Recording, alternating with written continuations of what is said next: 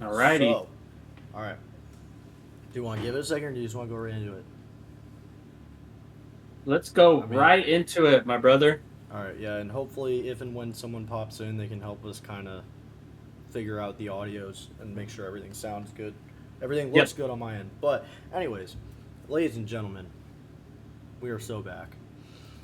This So is, or I am Piscaro DB, Drew Piscaro, your host or co host of the Never Chalked podcast, here back with my partner in crime, the man Volts, aka Chandler. We both have been away for some time. Had to take a step back from the podcast. I'm gonna be honest. Even from like gaming, I've been kind of. I've been playing a little bit of stuff here and there on weeknights with friends every now and then. But as far as like being really into something, it's been tough. A lot of adulting going on, I think, for both of us. yep. But EWC specifically, the Call of Duty side of it is coming up this week, and we figured it's time to come back. It's time It is time, to man. do what we love, talking about COD. We basically missed out on the whole season, but you know what? Better late than never as far as coming back. This is a good time. It's gonna be a really good, it's gonna be a really fun tournament. There's a lot of controversial stuff to discuss. I mean, even just the build up to it. Um, but yeah, I think before we actually get into the EWC stuff, if Volts, what up, Silver? Tell us What's if our up, audio is Silver? good. Let me know if there's anything weird with audio. This is a little, you know, patchwork, so things might be messed up. So help me out, anyone that's in chat. If you're here, I appreciate it. We appreciate it. But yeah, you know, my man Volts. Where do you want to start things? You want to talk more about our hiatus, or do you kind of just want to go into the good stuff? Well, Silver says that everything sounds fine, so that's great. I'd Love like to that. say, part of the reason why we have been gone is because both of us got brand new jobs. So, Yes. congrats to both of us there for getting new jobs and everything. So, just adulting and everything, but we're back and better than ever. We're so ready to get this on the ground running, and but let's just dive right into the season Yeah, and I was gonna what say let me click happened. over to the season. So I'll start off with everything. We had two really good teams in the regular season with Los Angeles Thieves and Atlanta FaZe, right?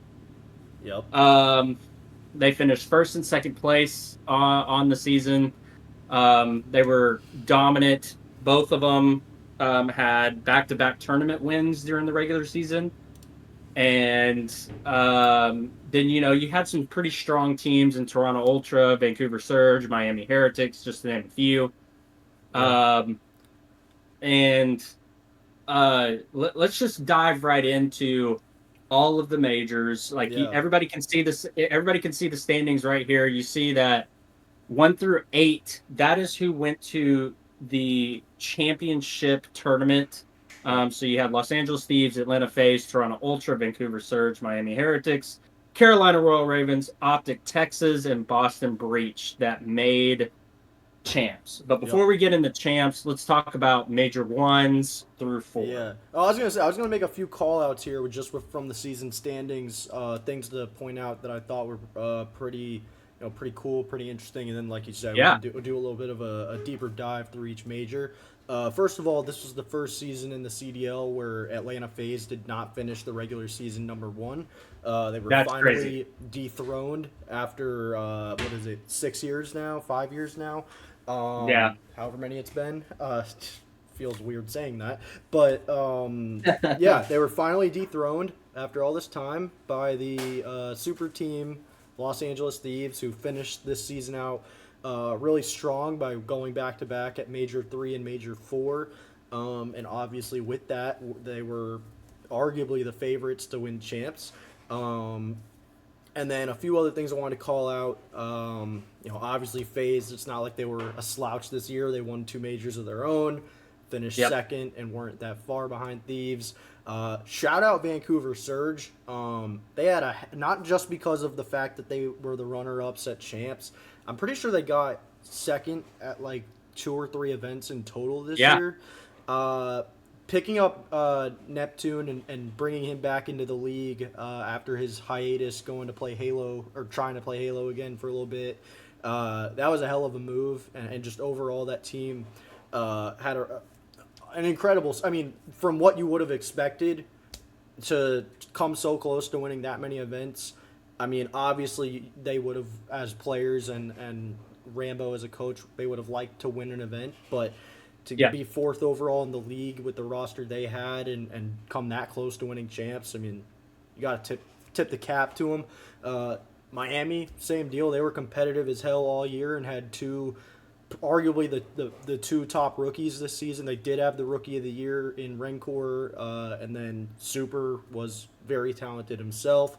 And then the last call out, I guess, from the regular season that I wanted to point out is it was very, very, very ironic or interesting that our 2 teams that made it to winners finals at champs were the 7th ranked OpTic Texas and the 8th ranked Boston Breach. No one saw Yep. that coming. If anyone says they saw that coming, that's BS. Maybe they were saying that OpTic would make it because they were hopeful. No one really saw that run coming from them. Sure. At least I don't think they did.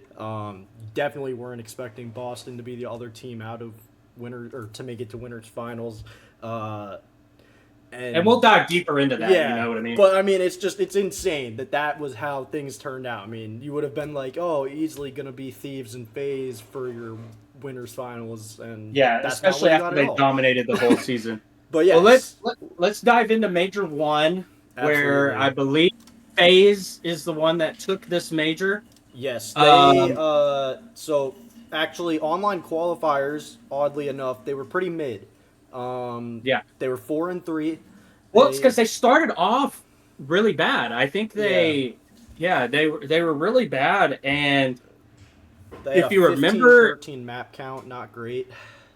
right, and if I remember correctly, it was like this one play from Simp, the 1v4 in a search and destroy on Volt. I Yep, think it was against Miami, I think you're right. and it just catapulted FaZe like because they just did not look like the same team at the beginning. No, So for those that are new to competitive Call of Duty, Atlanta FaZe has been a strong team since pretty the much since the incept. I mean, beginning of yeah, COD. But like for the Call of Duty League, they've been a top team every year, and it's yep, because they have a core 3 of Simp, Abizi, and Celia. And every year they are just in and out. You have no idea what you're going to get with them, but you know they're going to be one of the top teams in the league, top 4 at the very least. absolutely. So they ended up winning Major One. If we can pull up I was that gonna say, yeah. Let me pull bracket, up the major. I've got this was how things shaked out as far as the placement for the major. yeah, that's So perfect. So something we can note. Oh, we got a question in the chat. Does OpTic ooh, entertain a roster change if FaZe and Thieves blow it up?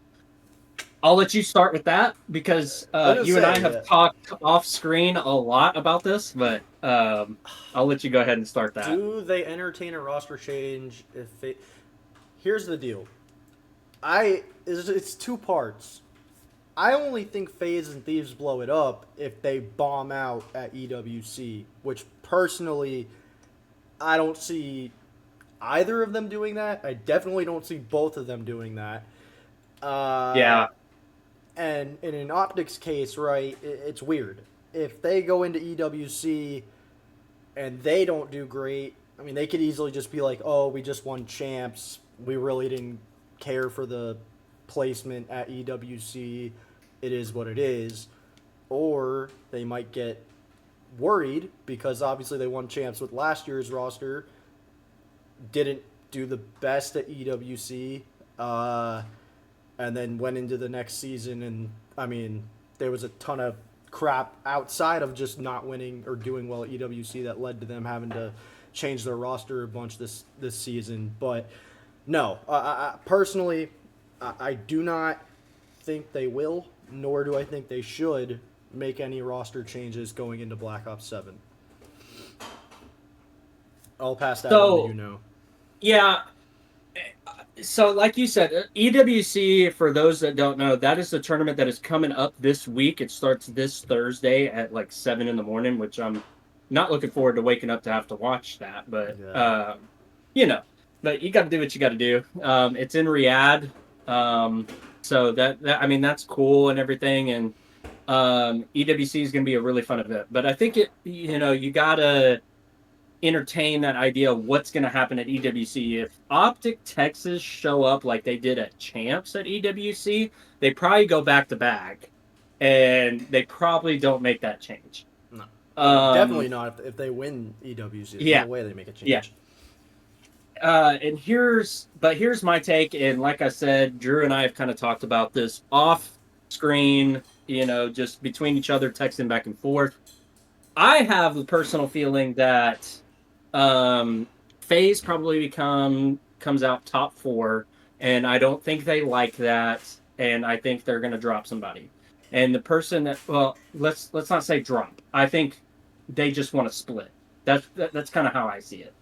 And the person that I think that wants to leave would probably be Simp, and I do think OpTic and Thieves both would entertain that idea of getting Simp, because Simp is a generational talent, and so OpTic and Thieves might be at a bidding war when it comes to Simp if that was the case.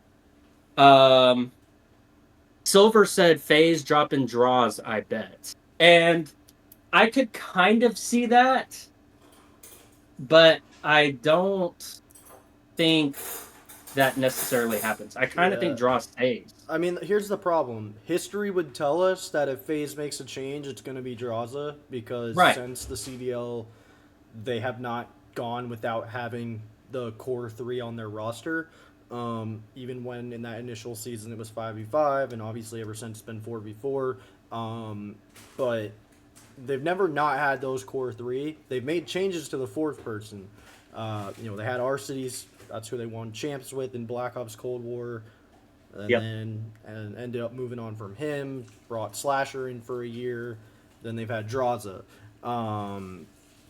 History would tell us that's what they would do, but Draza has not been the issue for why FaZe hasn't been able to win more quality events, and by that I mean champs, really, than they should.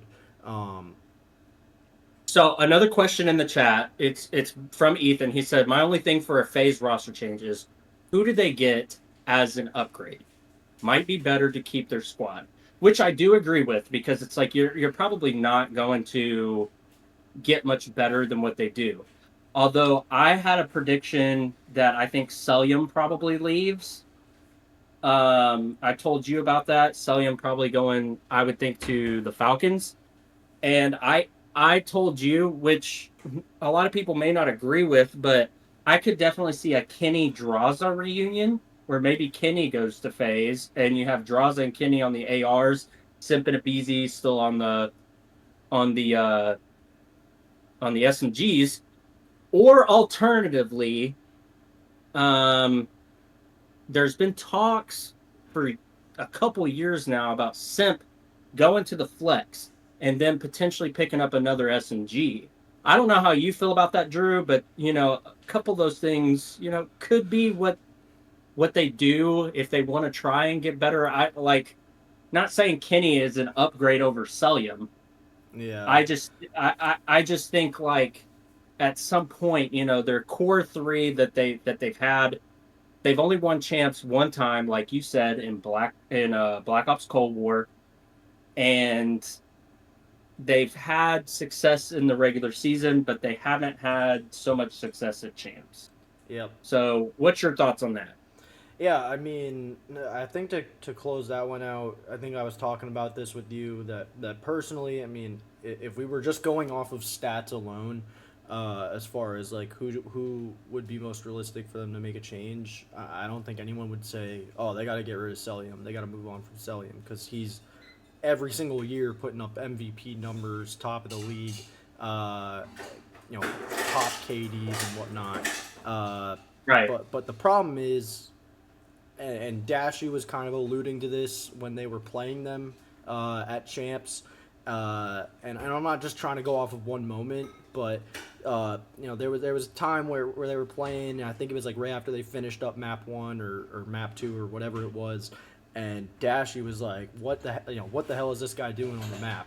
And Right.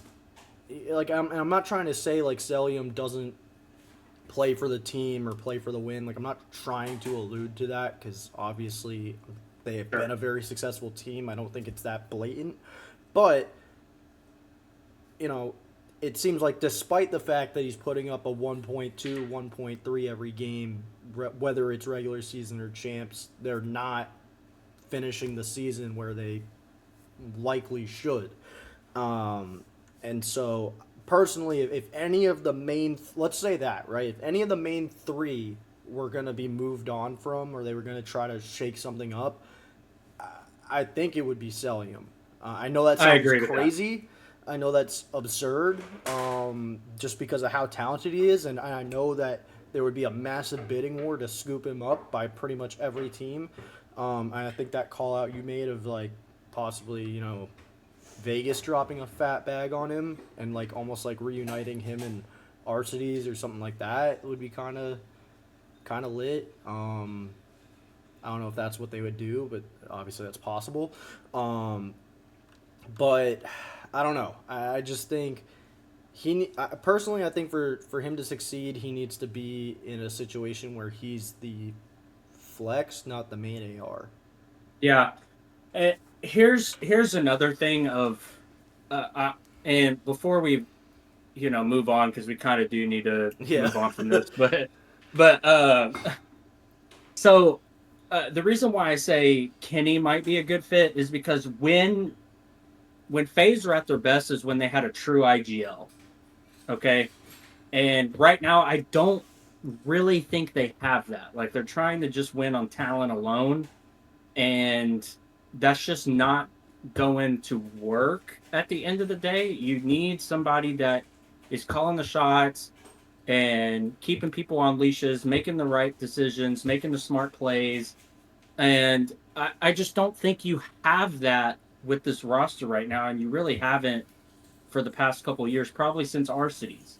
Like Slash, that's no dig at Slasher because they did have Slasher for a little while, and he is, probably one of the greatest IGLs of all time. But it Kenny has shown time and time again that he is a great IGL, and that might be what they need. Reunite Kenny and Draza. They won champs together. Yep. You have Simp and Abizi still. They won champs together. And um, yeah, see, Yeah. Ethan, thank you. When they had Slasher, they Yep. won an event and got third at champs. I agree with the IGL Yep. take. And Thank that you. was that was a huge event win because that was coming off of the Vanguard season where they went and were the Silver Surfers and didn't win a single event all year. Right. Um, and then So, they so went. I to think me, they that's won. why you get Kenny Yeah, I think they if won he's Major One available. with Slasher. Technically, I mean, I don't think they would bring him back, but Slasher likely will be available this offseason, especially with Yeah. how Carolina, and we'll kind of touch on this later, but with how they just completely screwed him over going into EWC. But yeah, I think this is all great discussion, and we can kind of come back to it, especially when we start talking about how their season kind of dropped off after Unfolded. the Yeah, yeah, yeah. beginning. Because obviously, look, going back to what we were saying with Major One, they won that major without dropping a single game. They had a 13-5 map count, and they defeated LAT in grand finals for that one. I don't remember. Yeah. I don't know if I can get the score line pulled up, um, but as you can see, they didn't lose a game.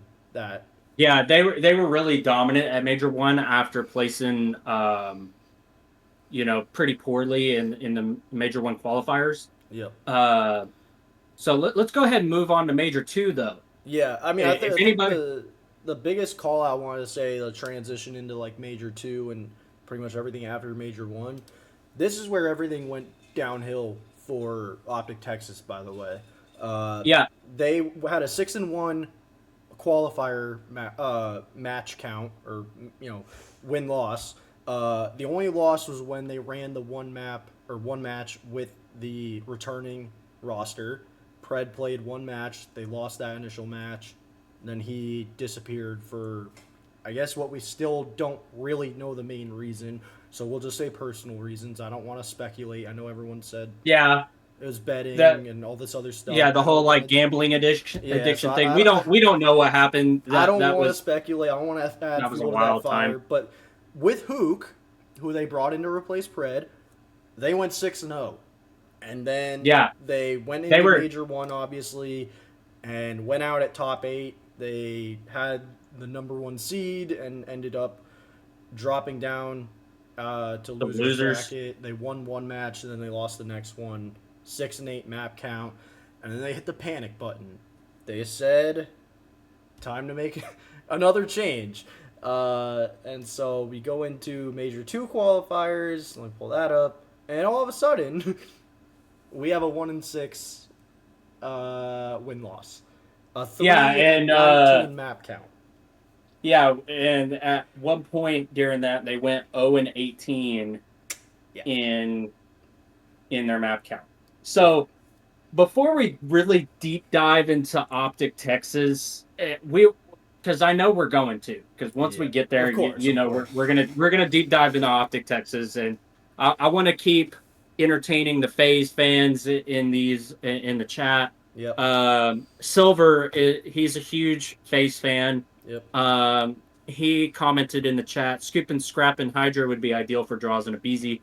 Man, like unfortunately, I think Scrap and Hydra are kind of locked up with LAT, Yeah. at least for another year. So, like, as fun as that Atlanta FaZe team would be, um, I that's probably not going to happen. And I think LAT would just build around Scrap and Hydra if they have to.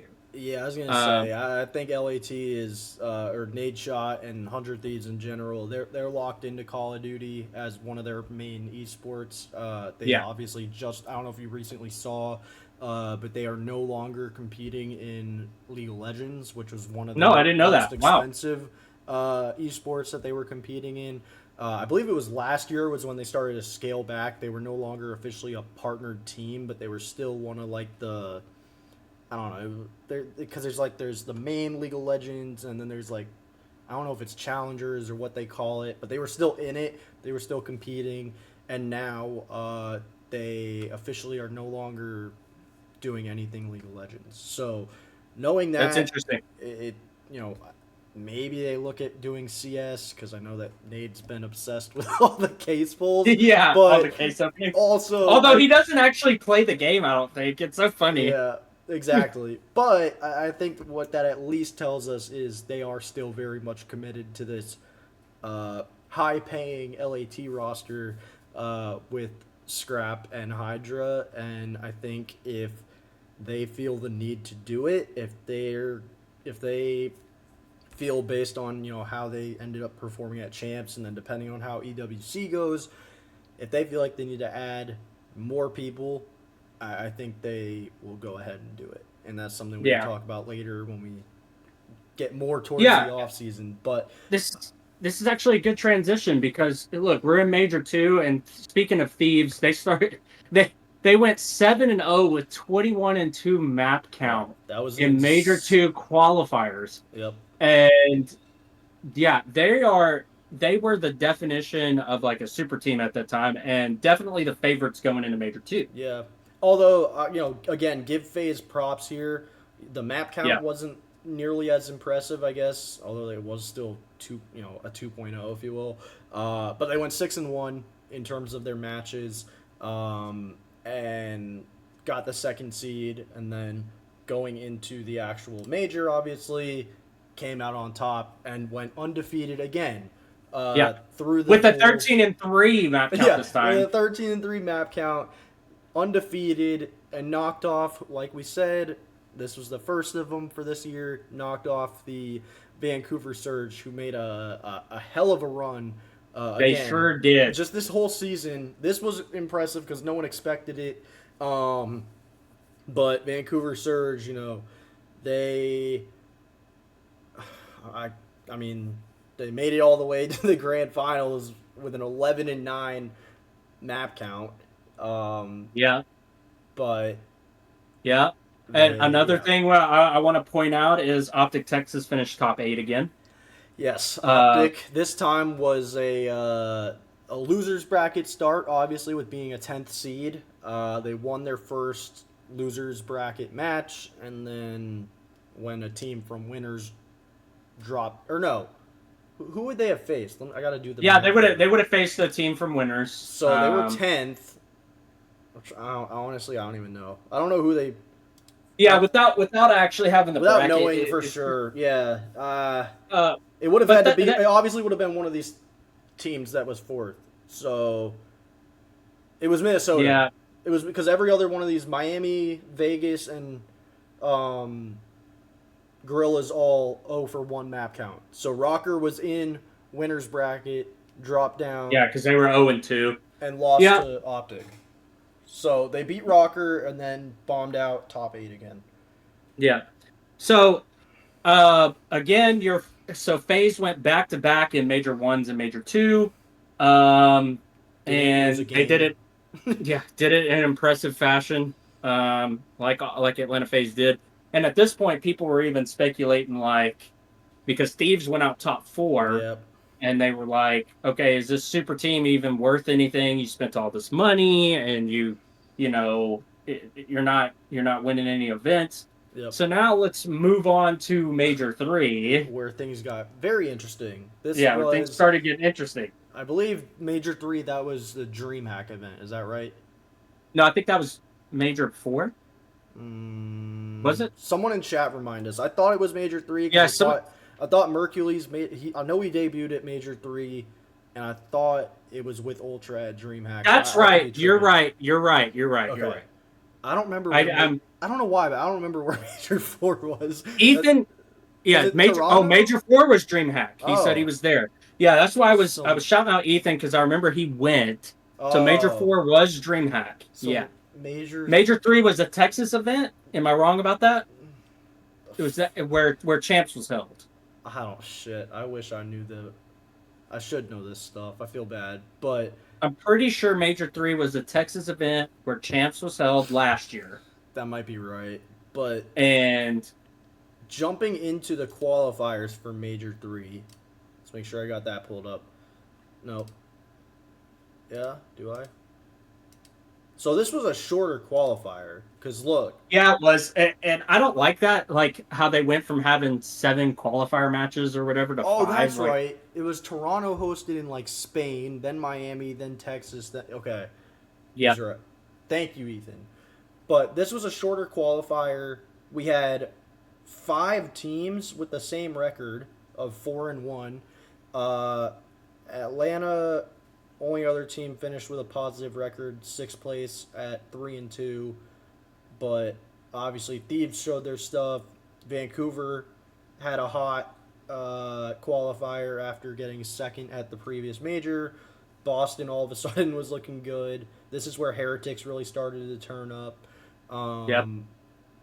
Because at this point, so there was a lot of roster changes that went on this year. Yeah. So Miami originally started with Real, Lucky, Medals. Metals, and then think- they brought in Rancor for somebody, right? They didn't start Rancor. No, I think they started the season with Rancor, and then Super was a mid-season replacement. Okay, so this is when Super came in, I believe. Yeah, I think you're right about that. Yeah. So, yeah, they were very impressive. OpTic Texas again finished. 2-3. They again.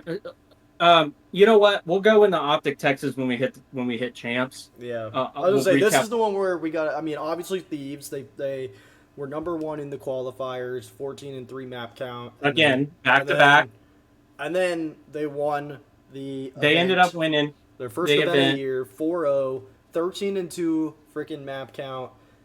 Vancouver doing it again with the Yeah, second place they came in second, with an 11-10 map count, and then there was Toronto Ultra, who we need to talk and about what here. happened with the Vancouver Surge, for those that don't know. So Vancouver Surge, really good team. I wouldn't say the best talent. They just No, have really definitely good not. yeah, they have good teamwork. They have some talent there. I'm not like, don't get Oh, me wrong. absolutely. I That's mean, Neptune's a stud. Uh, Abuza, yep. 04, Nasty Nasty. doesn't get enough credit. I think people try and He act like doesn't. he sucks, and that's just not true. I think Nasty is one of the most dirty work players in the league. Like he probably does the most dirty work out Yeah. of anybody in the league. Like I would almost argue that with anybody. Yeah. Nasty is willing to do anything and everything on the map for his team. So he is super underrated as a player. Yep. Um, Uh, but again, with Vancouver Surge making second, what we didn't talk about is they got swept at Major Two in the finals. yep. They also got swept Mm-hmm. Major Three in the finals. Yeah. 5 So or 4-0, right? Because it was yeah, best of sevens. yeah, best of Uh, sevens, I was gonna 4 O's say, both times. FaZe not so hot this time. 5th place finish. Yep. 9-6 map count. OpTic for a third straight major with a top 8 finish. 1-2 map count. So this Something else I time, want to something else I want to point out. We did yeah. show overall standings. Carolina Royal Ravens. I want to point out that they um they this is when they started going downhill. So they made champs and they were strong in major ones and major two. Yeah. Um, And then they but decided, let's try and move on from Vivid. Because that who has worked for every other team in the past that has done it. right. And that's the thing. I feel so bad for Vivid. He's Um, always the odd man out.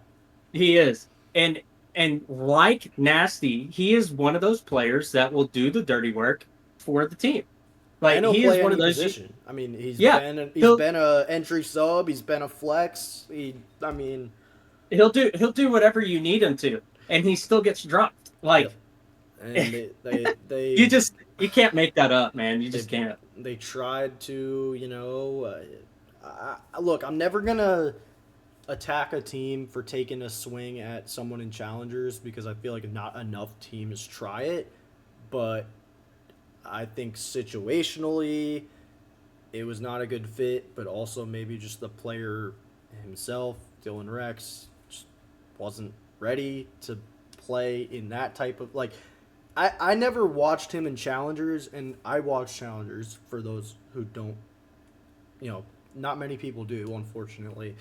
But I never watched him and saw his placements and saw his gameplay and was like, he is gonna go onto a CDL team and be like the top guy. Never got that vibe from his play. Definitely Right. figured he could fit in and slot into a team and have success if it was the right fit. But Carolina certainly wasn't the right fit. And it never made sense that the Royal Ravens made a roster change anyways. I don't think their trajectory was ever going to be, winning an event. But they were really solid through the first two. And that's why they made it to champs in the first place. But then they just tried to change something up when it didn't really need to happen. And it bit them in the ass. I Right. guess the best way to put it. For But I sure. think the biggest story from Major 3 to like cap this off, aside from who won and everything, was Toronto Ultra. Uh, Going back again to the qualifiers, they obviously were tied for first. Technically, they had a 4-1 record, and that was with their standard roster. Yo, what's up, Neslo? What's up, Neslo? Thanks for tuning in. Yeah, Appreciate you, appreciate buddy. it. But yeah, so obviously Toronto Ultra with their standard roster of Beans, Insight, Kleenex, and Joe Deceives, 4-1 record, going into this major, and then that was when trouble struck. For OpTic fans, this was a very good moment. For Toronto Thieves winning fans, into EWC by Neslo. ooh, uh, They should. After what they did at Champs, they sure as hell should. Yeah, that's who I've got winning EWC. We're gonna get there. We'll be Yeah. talking about that here in a few moments, but But yeah, yeah, Toronto obviously. So Beans, there was some issue with his visa or something like that. He yeah. wasn't able to attend this event. So that is where Mercules comes into the CDL picture this season. He was filling in for Beans on Toronto Ultra on loan from, I want to say he was playing for, was he playing for Omit before that in Challengers? I know he was on Stallions. He was on Stallions at the beginning of the year, but then I think he Yeah, was playing for Omit by the time that he was given on loan to Toronto. right. Fills in for them, he was putting up insane numbers, and they obviously finished top 3 with a fill in, and not just any like a Rookie. last second fill in and a rookie, which was insane, and everyone was like, "This kid's the next big thing, Toronto. Put him on your starting roster. He is gonna Yeah, be, he's gonna take y'all to the next level." And they said, nah. I mean, I don't know if it was that simple. The owner of Toronto, some people, they said thanks, but no yeah, thanks. some Type thing. people don't really like the owner of Toronto. I'm not gonna pretend like I do or don't because I don't know the guy. But according to him, they made their best efforts to sign Mercules after this, but. They were going to add him to the bench. But yeah, from what we were told by multiple reports from very credible sources within the scene, it was that he was offered a substitute spot, a bench spot on Toronto. Yep. And when everyone heard that, they were like, "What the hell are you doing?" I don't know if necessarily switching him for Beans would have been the right choice. I think what would have been the right choice would have been to drop Insight.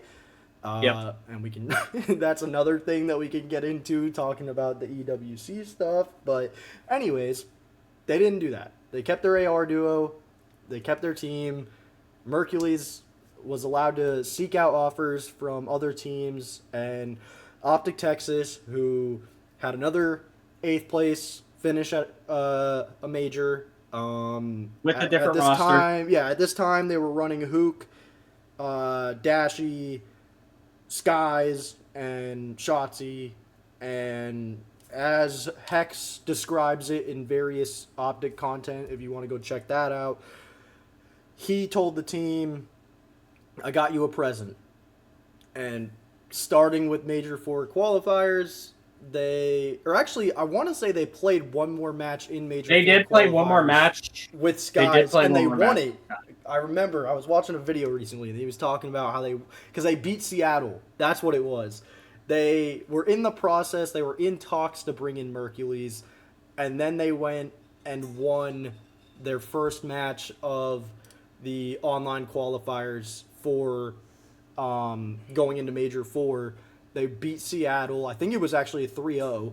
And that was when they still had Skies on the roster. Because I was watching, they were doing like a round table with all the people that won champs and Scump and Hex.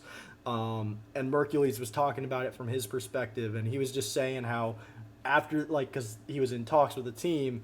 And after that, he saw that they won 3-0. And he personally was like, oh shit, like this is gonna ruin it. Because I think at that point, Shotzi was even leaning towards like, we don't want to make another change. We've made too many. I'm sure they all were, you know. Yeah, they were just like, we've made so many changes. We don't want to do this. But it was a combination of GM Zinni and Hector who ultimately decided this needs to happen. No disrespect to Skies, but that just wasn't obviously working out as far as where they wanted to be. And so they brought in Mercules, and, well... that's gonna lead us. That's gonna lead us into champs. Give me like 1 minute. I'll be right back. Yeah. If you want to like. Yeah, I'll just talk about for a qualifiers. second. Yeah, I got you. Yeah. So obviously, Major 3 qualifiers. OpTic technically went 2-2 with Mercules because one of those matches they won, like I said, the first one for the qualifiers was with Sky still on the roster, but they still finished with a record good enough to clinch a 3rd place finish or 3rd seed going into Major 4. Thieves actually weren't too great this qualifier. They had the same record, but 11-6 map count. They were a fourth seed. Atlanta obviously was a top team, and Miami put up a 5-0 record in Major Four qualifiers. They were looking very good going into this tournament. Carolina obviously was still suffering the consequences of their decisions. Vegas at this point had made the changes to where they had Pred on the roster, and then who were they rocking with? It was Pred, Arcides, Exnid, and Prisa. They had like gotten a win against OpTic at one point. I think that might have been during the 0-18 stretch. I could be wrong about that, but regardless, Vegas was one of those teams that looked like they were gonna have like the worst season ever. And then after they finally made some changes, it started to turn around a bit. Not gonna lie, I slept on Mercules also, so I don't fully blame Toronto. Look, I mean, I don't think anyone expected Mercules to do what he did. No one was watching challengers and thinking like some team better pick this guy up or they're gonna regret it. I don't think anyone was feeling that way personally. When he was brought in to fill in for Beans and he did what he did, I think at that point everyone was like, look, he didn't even play in any qualifiers prior. Like he just started at the event, at the major, and put on a hell of a show. Clearly he's ready for this. And I think at that point is where you could say Toronto messed up. You wouldn't say they messed up prior to that because no one knew what to expect. But with qualifiers, obviously, for this one, going back to that, Miami was the top team, Atlanta not far behind, and then you pull up the major itself, and what do you know? LA Thieves go back to back. They have a 5-1 match count and 18-7 map count. I always hear my dog barking in the back. My wife just stepped out, so she's gonna be annoying. FaZe gets second here. They won the first two events. I think got like a 5th place finish in Major 3, and then they got second here. I'll let you take if you want. I'm gonna try and quiet. Yeah. I'll take it for a second. So, this was an interesting online qualifiers. Again, if you see that LA Thieves went 5-1 with an 18-7 map count, and sorry, that was the major. This was the that was the major. Oh, yeah. okay, I talked through the qualifiers. Yeah, you good? You got the major. I got the major. Okay, gotcha. So, LA Thieves went back to back. They were the second team to do that this season. FaZe did it with Major 1 and Major 2. And then LA Thieves did it with Major 3 and Major 4. So you had your top 2 teams solidified going into champs. And it was like, I don't know if anybody was picking any teams outside of Thieves and FaZe going into champs. Champs obviously is the biggest tournament of the season, and you had your 2 favorites with Thieves and FaZe, and you had an argument for either team. I mean, they both were incredible this season. You had strong performances with like Miami Heretics and Toronto Ultra. But those 2 teams, Thieves and FaZe, just really solidified themselves. They were the top 2 teams going into champs. Didn't matter. It looked like it was just a collision course. That was what was going to happen at champs. Yep. And so, but that brings us to a unique story. It's time to dive into champs. And what happened at champs. Yep. Champs was the most hectic tournament all season long. Yes. Nobody saw any of that coming. Drew alluded to it at the very beginning.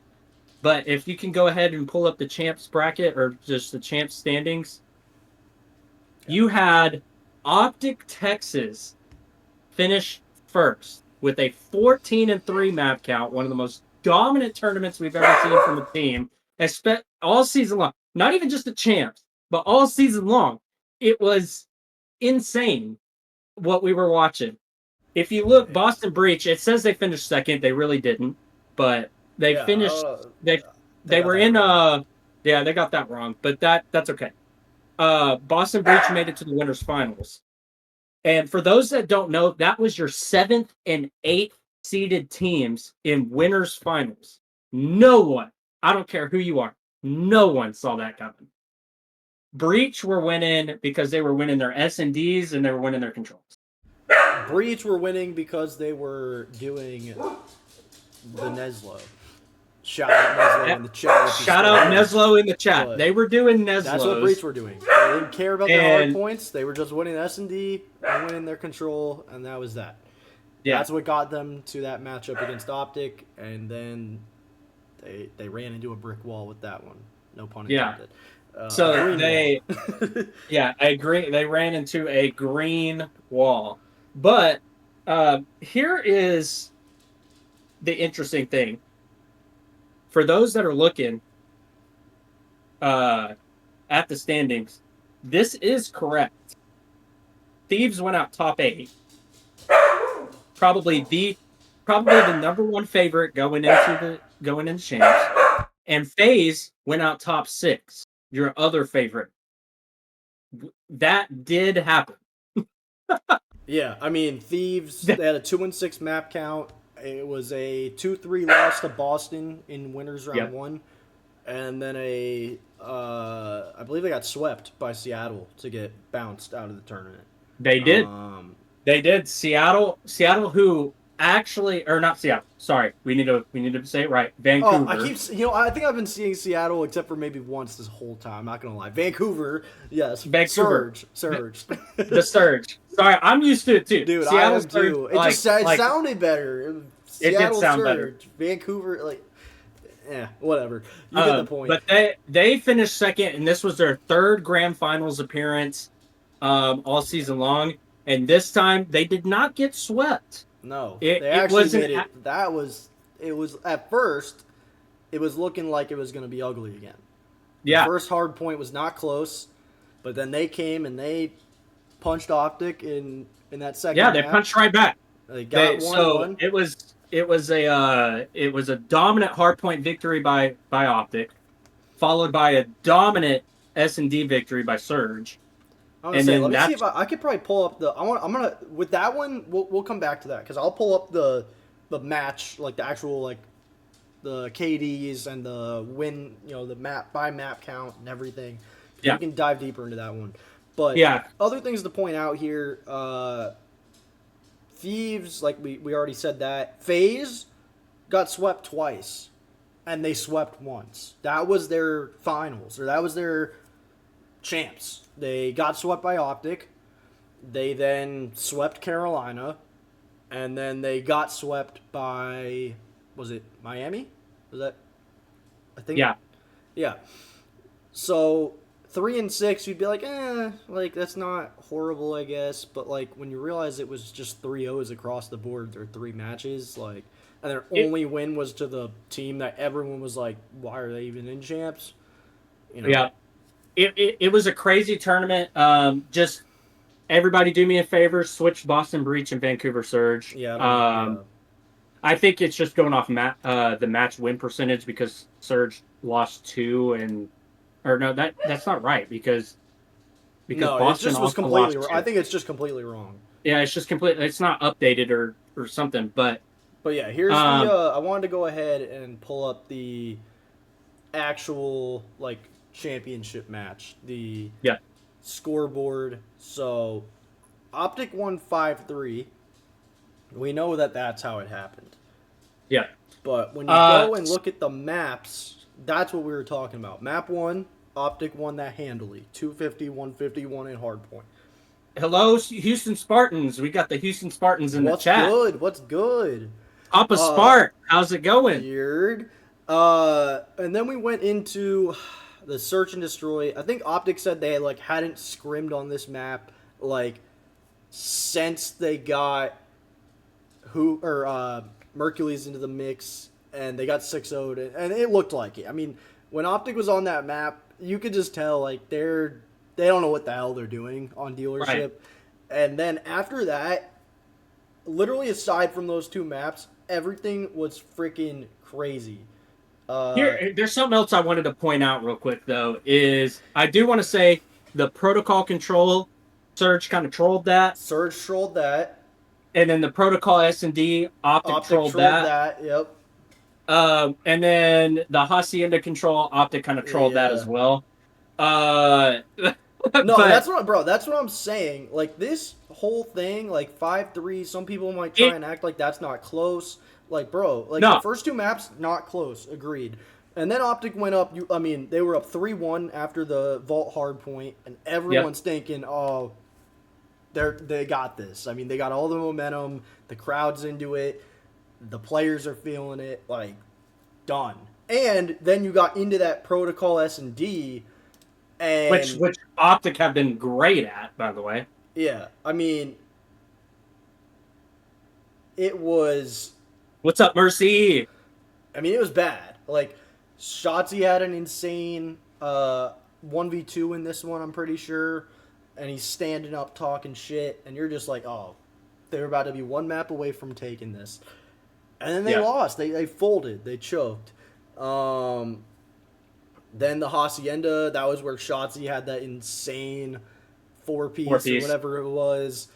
And and then then he they overheated yeah, and and they got trolled killed. that one, and then all of a sudden it's 3-3, and you're like, holy shit, like this is Like still. this is it was a very entertaining finals. I guess So the Hacienda search, that was that was not close. well, I want to shut some. For those that don't know, Hook is my favorite player in the league, and on that Hacienda, he had a huge search round. I do want to call that out. We called out Oh Shotzi's yeah, four the piece. 1v2. Yeah, that 1v2, and it was crucial because it was at a round where they were up 3-1, I believe, and being up 4-1 compared to 3-2 is vastly different. And it was just such a momentum shift. So I wanted to call out that 1v2, and it was ironically enough Hook versus Neptune Yeah, 1v1, and they met like and in that little small room above. yeah, I don't know. I don't know. I think that's B bomb. A bomb. It's A It's A bomb. bomb. Yeah, yeah, yeah. And they Yeah. met in that little like window cutout room, and oh my Yeah, god, see, that was Houston Spartans shouting out yeah, Hook. Hook is great, yeah, man. And let's do another little shout out to Hook. He took on the IGL role for OpTic Texas, especially after Kenny left. OpTic desperately needed somebody like that, and Hook stepped up to the plate. yeah. And not only that, can you pull up the overview Oh yeah, of the KDs and stuff? He yeah. That's dropped a the point nine. He dropped a 0.97, and that is so admirable from your entry SMG. That's an IGL that does all the dirty work. Is your main bomb carrier. I mean, just so admirable to drop a 0.97 in champs being your IGL. I felt for Hook on that when he got the monkey off his back that he couldn't win on land, yep, and he did it. They did it at the biggest tournament. So yeah, obviously Shotzi had an amazing finals, plus 30 kills. yeah. And Um, that's why like I know a lot of people were like, why did Mercules get the champs MVP or whatever? That was because they took into account every single match at yeah, he champs, was and dropping Mercules 1.4s all was over the place. So, literally putting up like prime formal numbers. But yeah, Shotzi, I mean that that's where you got to give credit to the two. I guess you could say the two veterans of this squad, at least in terms of being Optic, Dashy yeah, and Shotzi. Everyone was counting them out all year, saying, they can't win, and they only won the champs the previous year because they brought in Pred and Kenny and all this other stuff. And then when it mattered most, in champs, in grand finals, those two guys put up 20k damage each and led the squad with numerous big plays to clinch the back to back. I mean, it was like you couldn't write this script. And sure, Mercules maybe struggled a little bit in these grand finals, but I mean, he a .86, but he was still very impactful numerous times in these matches. that's what people don't understand. Drew is the difference between um like dropping these 0.97 to 0.86, that like what they did was impactful on the map, like Absolutely. all the time. So going negative is not necessarily um, a bad thing if what you're doing is impactful. Right. Um, And the same can be so said for all of Vancouver. I mean, yeah, literally like every single one of them was a .91 or higher. Like they and they and they were insane. that what they were doing was impactful. Yep. Last thing before we move on to like EWC, I want to shout out OpTic Texas. They won the biggest event of the year. But not only did they do that, they were the first team to win after a roster change, let alone multiple roster changes. So And they first organization to go back to back. back to back, and also the first team to win champs without winning an event in the regular season. So Is so that many really? Wait, is things. that actually true? That is very true. I promise you. At least in E- the CDL era. oh, CDL. Okay, I was gonna say because I swear to I think God, the EG did it. EG that's did what it. I was gonna say. Evil geniuses in World War II. I don't think they won a. I don't think they won No, a major or whatever they were. An event. they didn't. They But didn't. CDL, But you're right. Yes. CDL era, this is the only team in the CDL era that didn't win a event in the regular season and went on to win champs Yeah. with the roster change, Yeah. multiple roster changes. So I just wanted to highlight the roster changes. So they started off the season with Pred, Kinney, Shotzi, and Dashi, the The champs winning champs team from last year. 2024 squad. Yeah. Yes. Then Pred had his thing. They dropped Pred, pick up Hook. Okay. They went on a fantastic stretch. We already highlighted that. Finished top eight. Then they drop Hook, pick Pred back up. That's when the infamous 0-18 map count came in. Yep.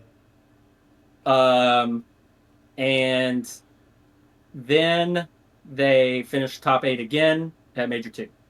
Yep. Then they moved on from Pred, picked Hook back up, and And then they Kenny. eventually moved on from Kenny and picked up Skies.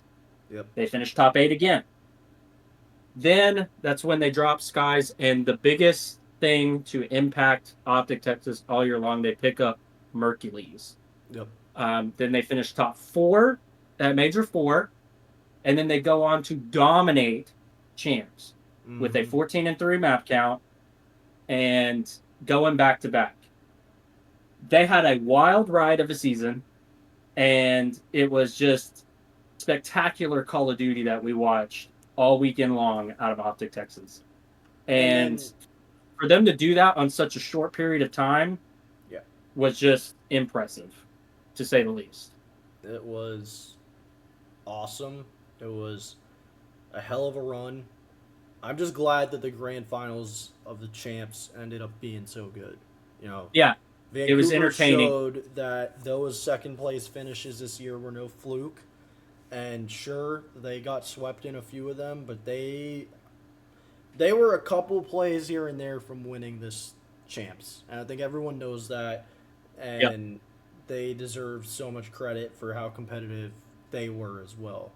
Um, but obviously, champs is in the past now. And we're not quite at Black Ops 7 yet. We know it's coming. We know that's the next game. We've got a reveal coming up in the next. I think it's like August 3rd. I don't know. Early August is when the next reveal is. But before Yeah. that, we obviously have the Esports World Cup, EWC, and that's the big event that everyone is talking about coming up. Yeah, So, and I do want to point out before we dive into the Esports World Cup.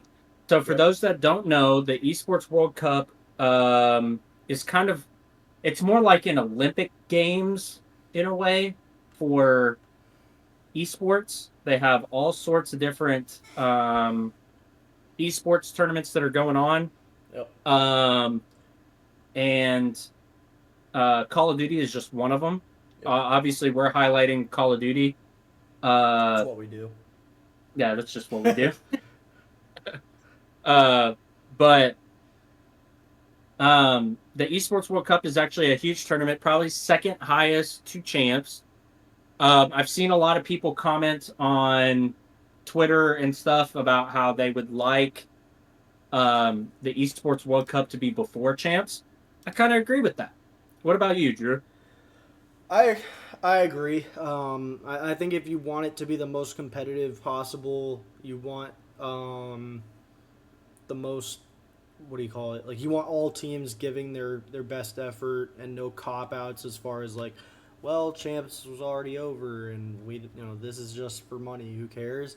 I think if you really wanted the top teams competing at the top level, you would do it before champs, because I never would look.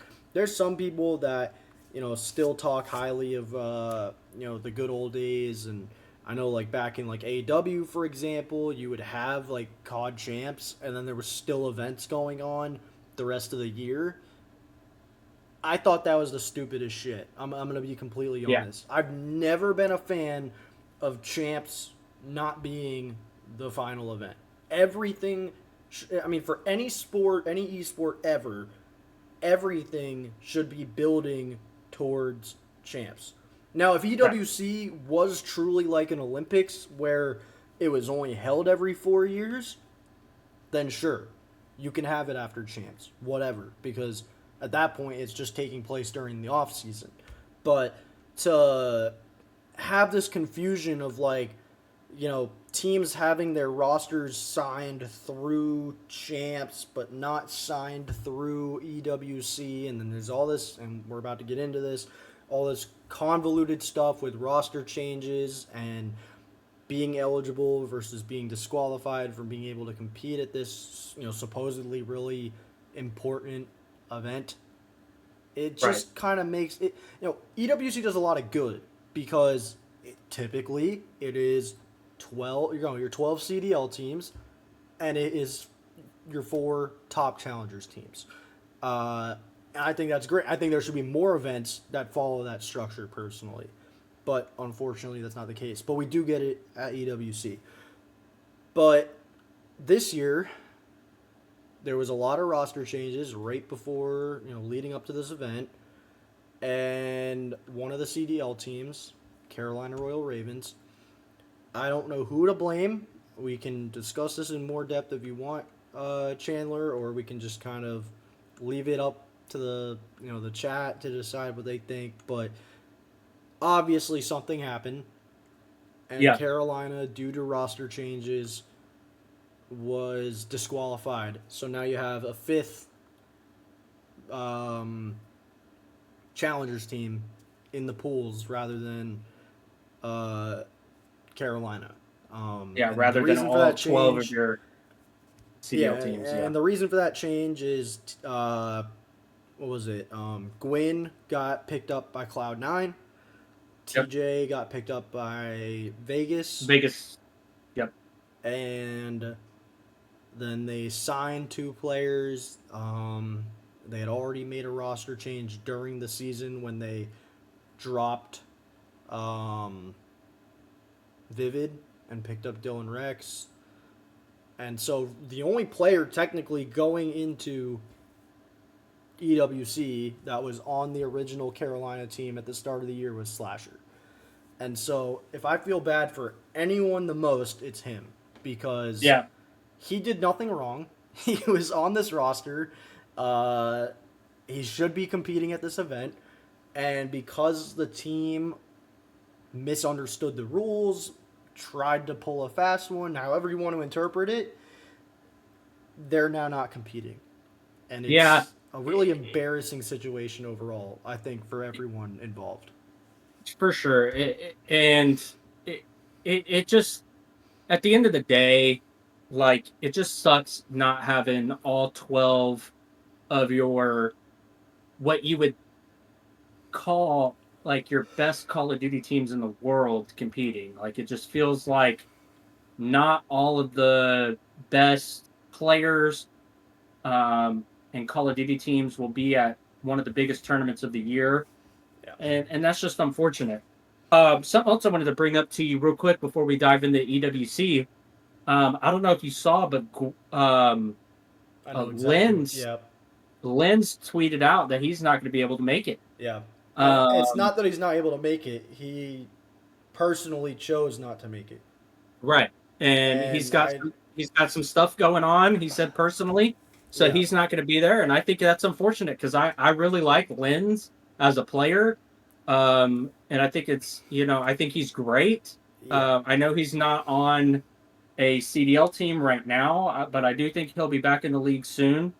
Um, Well, I would have agreed with you, but now after this, I think yeah, it's gonna hurt his prospects because yeah, look, I'm not trying to act like whatever it was that caused him to make the decision to not go.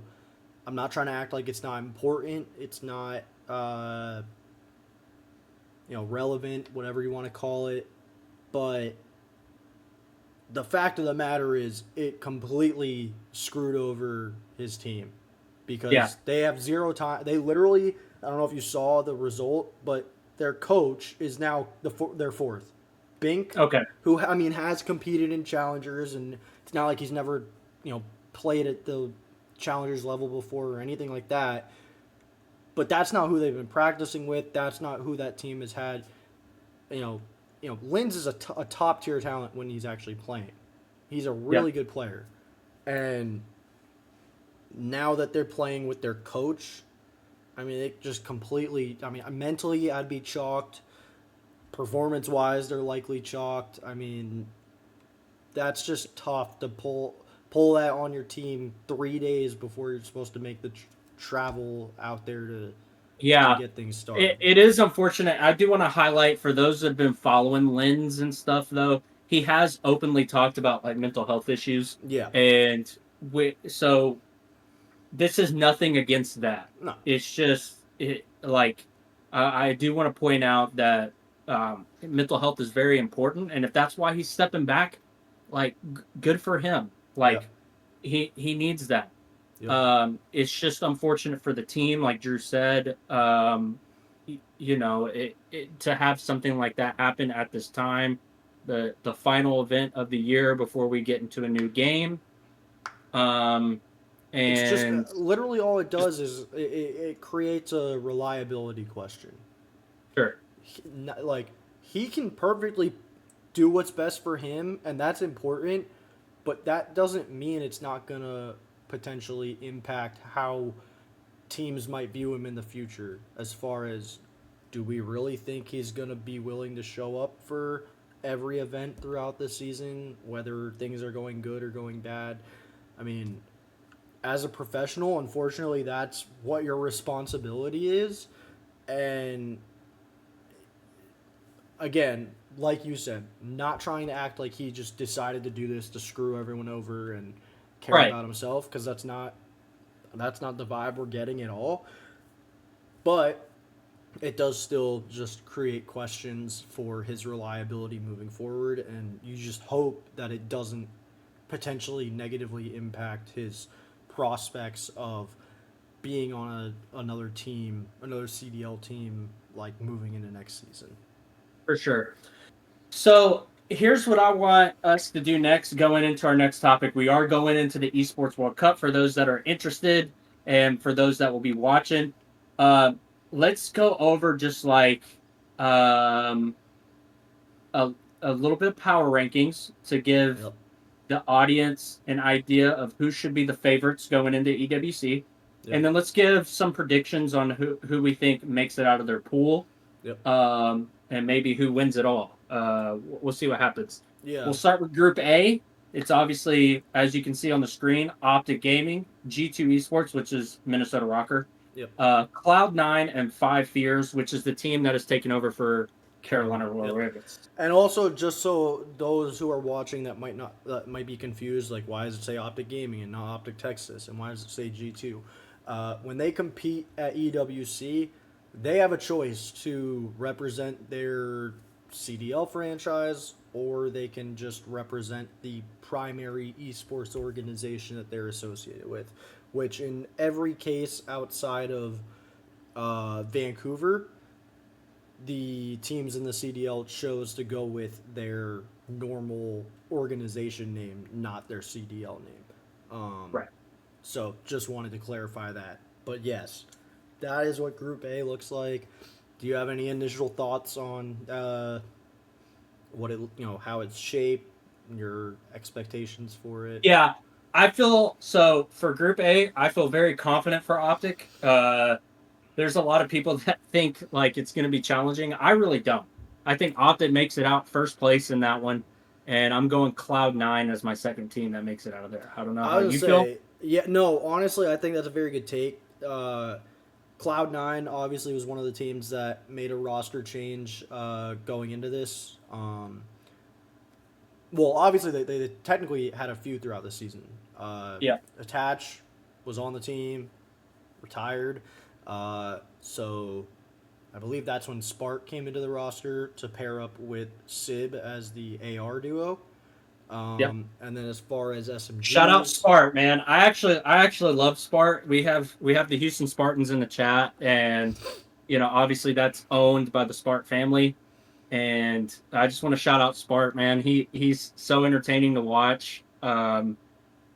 And I'm happy to see him back in the league.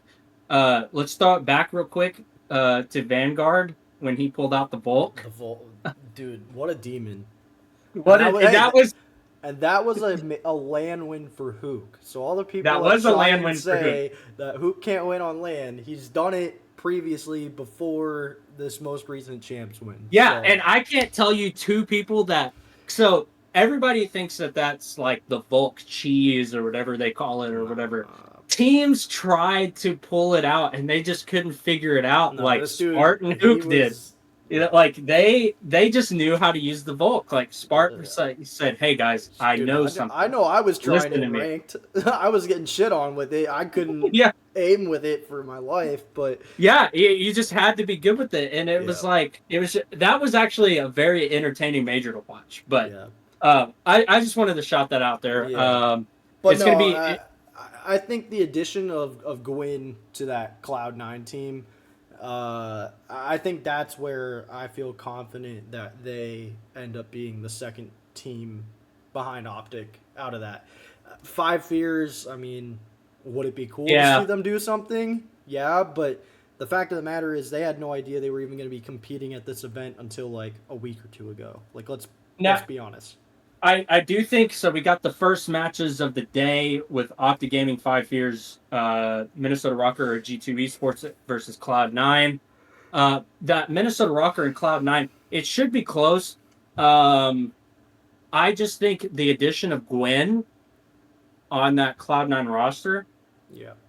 is going to kind of Gwyn put and them over the Kremp top. is gonna be a fun SMG duo to watch. It'll be Yeah, interesting to see how their dynamic works because they both, as far as I've been, as far as I've seen, they both can be pretty aggressive at times. So it'd be interesting to see who kind of takes more of that entry role versus more of that like slaying role, if you will. yeah, Um, if they're able to work that out, but I think that team, like low key, I think if they've been practicing good going into the event, like they should be the second team behind OpTic, yeah.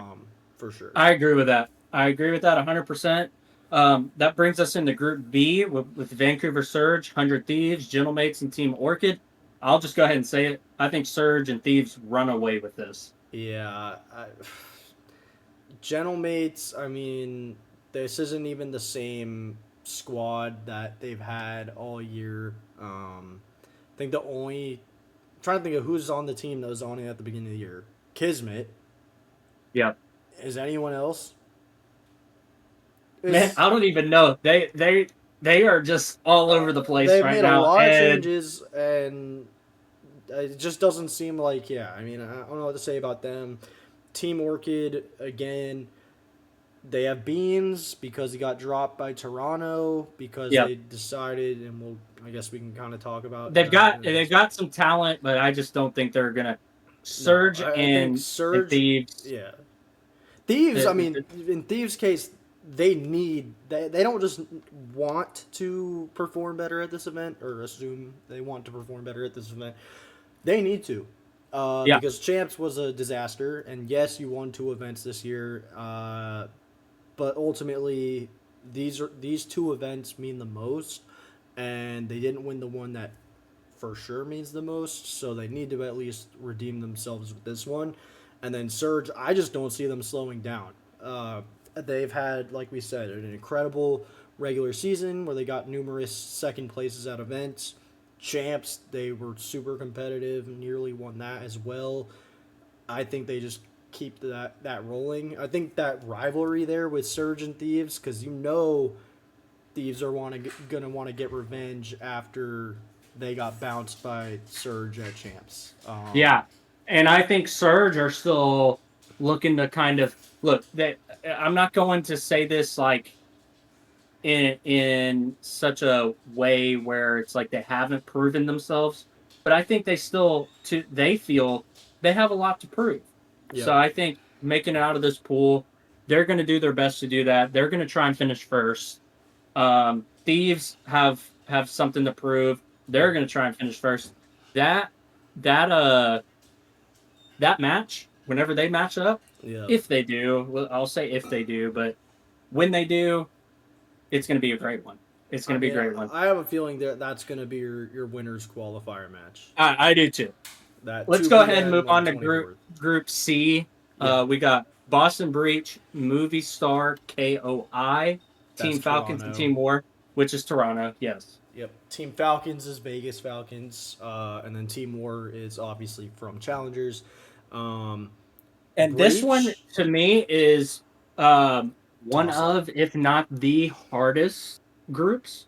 I think, yeah. Um, with Breach coming off a winners finals appearance at Champs, Toronto Ultra, they just made a change. They moved Kleenex to the flex. Picked up Abe.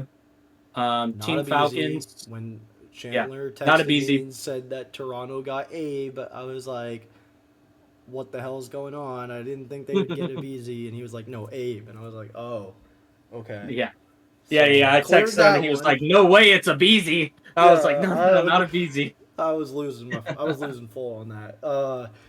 But yeah, I mean, it's such a toss up It with is a this toss one up. because Breach obviously had an impressive run at champs. They still got the same roster. They're going to be hungry to keep going. Toronto or KOI is going to be playing with a different roster. Not sure what that's going to look like. Kleenex in a Yeah, different role. and with Insight playing way better. Falcons picked up TJ Haley. Tej, they're feeling like Yeah, Tej. they're feeling like And Tej, man. and I believe Xnid will be playing the The is he playing the flex. flex? Yep, he is. I So thought TJ Haley was going to run the flex, I which did I think too. arguably would have been the better move. But uh, we'll see how Exnid does on the flex. I mean, Yeah. he'll probably be okay. Yeah. Um, my prediction, I'm just gonna go with the favorites here. I'm gonna go Boston Breach and Toronto Ultra or Movie Star KOI. Yeah. I it's just tough when with I want to give one of these challengers teams like props and be like I Oh, really don't think they worry, have a we will here in chance. a minute. Right, we will in a minute here. But like with Team War for example, right? Like you look at them and you're like, "Oh, I think they might be able to do it." And then it's like but they just lost Diamond Con to Gentlemates and they are filling it in with someone else. And it's like not to say that Neum is a slouch by any means, but just anytime there's a roster change that like the reason why the whole like Mercules thing for OpTic worked in my opinion is because yes they did the whole major four and whatnot but then they had a month until champs to really Yeah, solidify everything and make it work. There hasn't been for a lot of these teams that have made changes, it hasn't been a month. I mean it's no, been shorter than that and it's just I don't know to play in a tournament this big in a foreign place. It's not like you're playing within the United States. You're playing different time zone, different country. It's got to be overwhelming. yeah, Um, and so yeah, I mean it's tough to like try and pick one of those surprise teams. But yeah, jumping into Group D, which honestly I think this is the group of death. as Yeah, far as right here. This is it right here. I it's don't care what always anybody says. yeah. This is it right here, and it's mostly because of those first three teams: Team Heretics, FaZe Clan, and Omit. Um, Well, on it, no. I mean, I'm gonna be completely honest. It's all four because you think just Project Seven for has a chance? I'm not saying they have a chance to win it, but Project Seven was Omit Brooklyn. The only reason Yeah, they're not competing as Omit Brooklyn is because the EWC said each team can only have one, set of teams represent their roster or whatever. So yeah. Omit had to put Omit Brooklyn on. I guess they loaned them to Project Seven. I don't know what exactly to call that. And those two teams, Omit and Omit Brooklyn, were the two teams that were challengers champs. Very true. Very true. I'll give And you that. yes, Omit swept them. It wasn't really close, but still, I mean, that's your two top challengers teams, at least based on how the year went as far as that champs and whatnot. And then Heretics, who has been very good in the second half of this season, and then FaZe Clan, who we all know is Can put it always a together at top any time. team and won the first two majors, and yeah, can do it. So, I'll give you my prediction right here. yep. I I am going FaZe Clan. I think they find a way to make it out, Ooh. and I am going Omit Okay. as my second. I think Team Heretics find a way to bomb out here somehow, some way. I think Omit surprises everybody and makes it out of their group, and gets onto the elimination bracket. Uh, I gotta be honest with you. I You- partially I partially agree with your take. I do think Omit actually gets out of this to finally give props to a one of these challenger rosters that's competing. yeah, I think they do it. I think they are one of the teams out of this group. But and this is where, especially like after we talk about results from EWC and go into talking about like the main roster mania and whatnot. I'm gonna say it. FaZe don't make it out of this group. oh my I'm goodness, giving a hot the take, hot and I'm not just hot take. I'm not just giving the hot take for the sake of giving it or for clickbait or whatever. Like this is me saying it with my chest, and I very well could be made to look really stupid because let's not pretend like FaZe is scrubs. They won EWC last year with the same Yep, roster, and that was also with not having the best performance at champs prior to it. I think they also got top 6 at champs top last year. six at champs last year. But I just, with all the talk going into this event about how the roster is going to blow it up, Sim's looking at going to OpTic, they're. I just think internally that will have caused enough turmoil, along with just playing in a really difficult group. I think it leads to them losing. I think this is what I think happens. They are going to win against Omit in that first match, Uh-huh. but I think it'll be close. Yep. I think they'll end up playing Heretics in the winners qualifier. They're going to lose because Heretics has kind of had their number as of late, including that 3-0 sweep at champs. Yep. And then I think they'll beat Project 7 in the lower round 1. And then that lower qualifier is going to be Omit and FaZe. them and Omit, and I think Omit wins the rematch. That is my Yeah, hot take. yeah. Hot take alert, man. Right So there. that's a lot of people that are getting props because of that. I mean, I'm giving props to Rafi, who runs Omit. He has done a hell of a job with that squad, that franchise, with how he, or not franchise, but organization, with how he goes about bringing in talent, putting together the rosters. I mean, they are essentially the 13th CDL team is the way I Yeah. look at it. And sometimes you could even say they should be a CDL team compared to some of the other rosters, but that's a whole different story. I don't like I said. I think the biggest thing I'm attributing to why Caden, what's up? The biggest thing What's why up? I'm attributing to FaZe losing and not making out of the group is mainly because of all the turmoil going into knowing how much pressure rides on this event and then all the chatter that there was about them breaking up the roster before they even got to the event. Right. And hey, I can see the vision there, But just everybody that's in the chat, just so you know, Drew and I don't always agree on everything. I know it seems like it from time to time, especially if this is not your first time tuning in and you're like, oh man, these guys always agree. No, I mean, we just sat here and disagreed on who we think is going to make it out of Group D, and it's a hard group. I can see where he's coming from. I still think FaZe Clan finds a way to make it out of this group.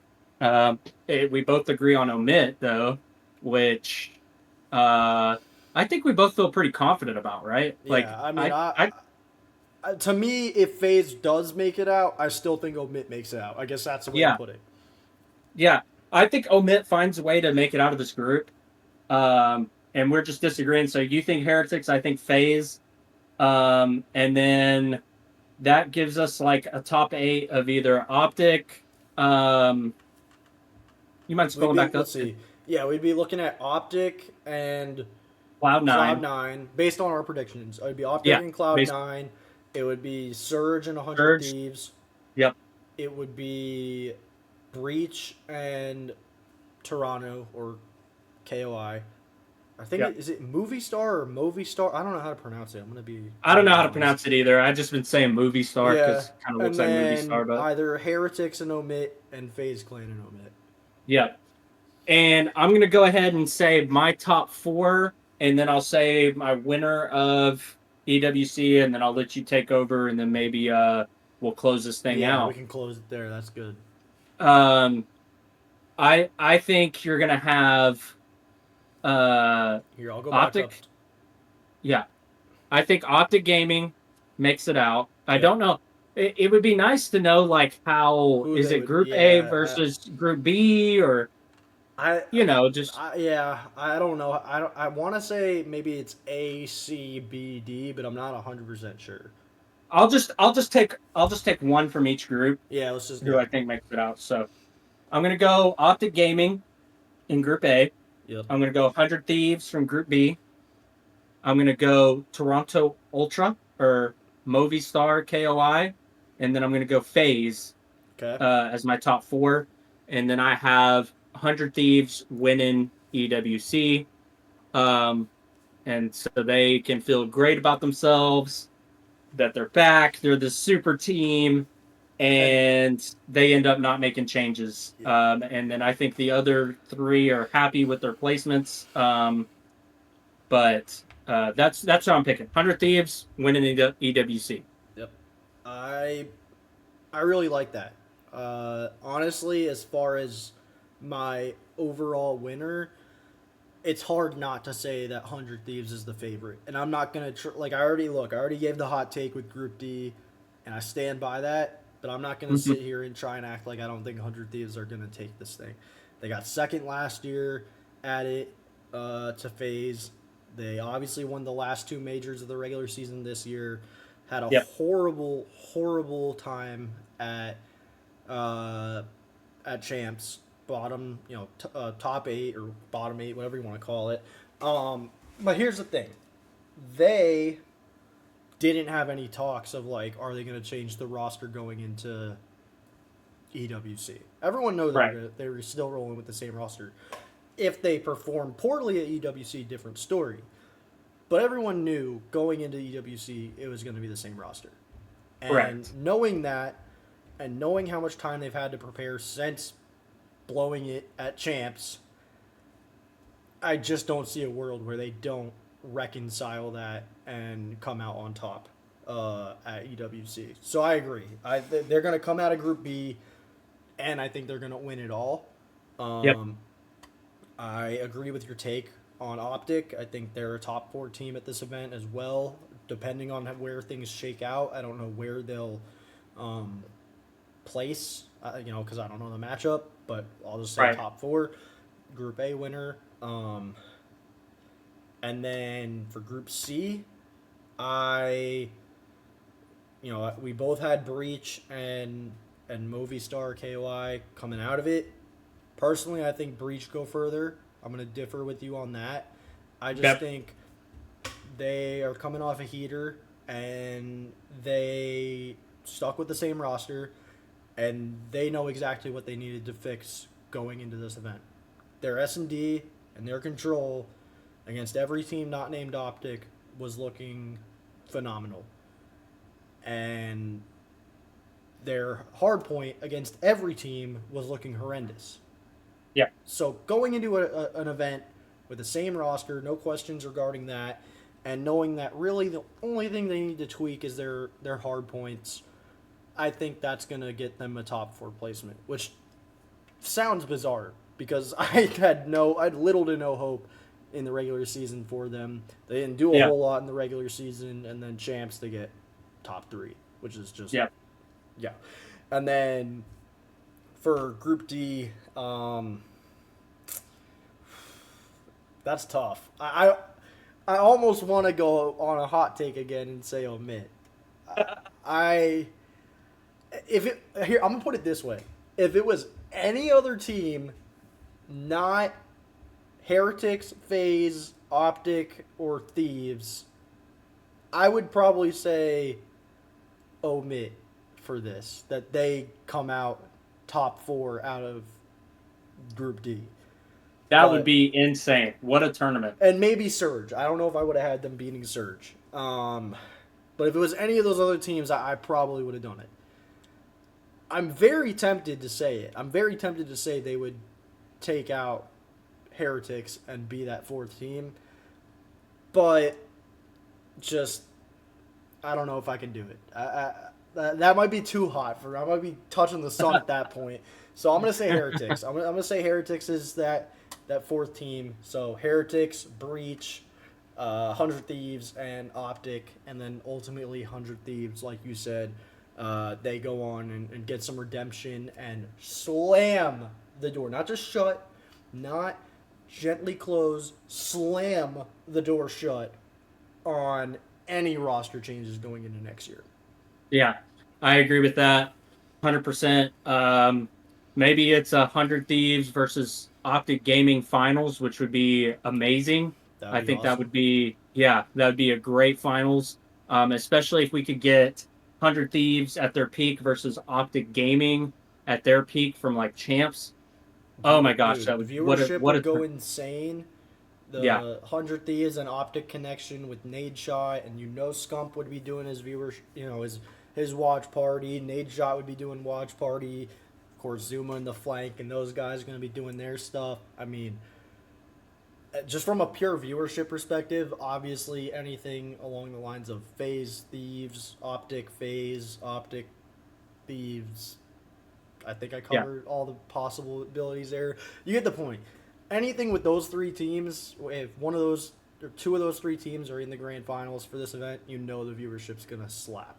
right. Especially at their peak, we need to see peak COD here. Yes, it We can't need be that. stumbling in. It can't be getting lucky. Like it needs to be Yeah, like how FaZe looked at majors 1 and 2. It needs to be how Thieves looked at majors 3 and 4, and it needs to be how OpTic looked at champs. Like yeah, that level of just dominance. yeah. Just coming out, beating the teams that you should beat, and then the collision course in the finals, which would be insane. It would be awesome to see. And then I'm gonna end it on this. I kind of like what Maven said. If all three of those teams, FaZe, 100 Thieves, OpTic Gaming, all come in at their peak, winner takes all, best team in Black Ops 6. Would you agree? Whoever wins it. Whoever If they were, wins is the overall best team for the whole season. yes. If they were all performing at their peak. Oh, yeah. Yeah, I would agree with that. I would See, agree. I don't know if that's how he put it or how he worded it, Yeah. But No, I know what you're that's trying how to say though. that's how I took it. If FaZe, Thieves, and OpTic are all at their peak at this event, winner takes all. You were the best team in Black Ops 6. Yeah, I agree with that take. I know that OpTic So, technically with this event would tie the other two as far as number of event wins, but like yep, if you went back to back and it was champs and EWC, I mean that would be nuts. yeah, that would be nuts for OpTic. Again, I love OpTic. I do think 100 Thieves find a way to win this. Um, I just think they feel like they have the most to prove, especially after bombing out top 8 at champs. Yep. But don't But sleep on Omit. I'm dead do not, serious. I'm watching him. everybody, yeah, everybody, do not sleep on Omit. If you're still watching this, do not sleep on Omit. They could make some noise at this tournament. Um, they looked really, really good in Challengers finals and pretty much all year long. And pretty much Um, their whole roster is a CDL roster, yeah, essentially. I mean, like if there was expansion, this team would need to be in the league numero immediately. 13. Yeah, for sure. Well, I guess that's gonna do it. Yeah.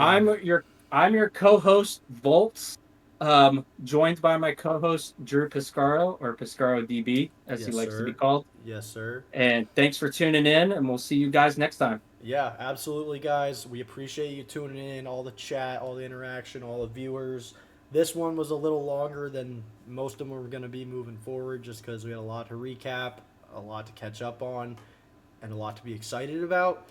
Yep. But overall, moral of the story is we're building this thing back up. It's going to be a lot more clean, a lot more put together moving forward. We're just kind of, we're like, we want to do this. We don't want to wait any longer. We'll worry about getting it top shape as we go. And we're just super excited to be back doing this and be on this journey with y'all and for y'all to be on this journey with us. So shout out to everyone in chat. Shout out to my co-host. He's the GOAT. And we look forward to having you tune in next time. Yep. See you guys next time. Peace.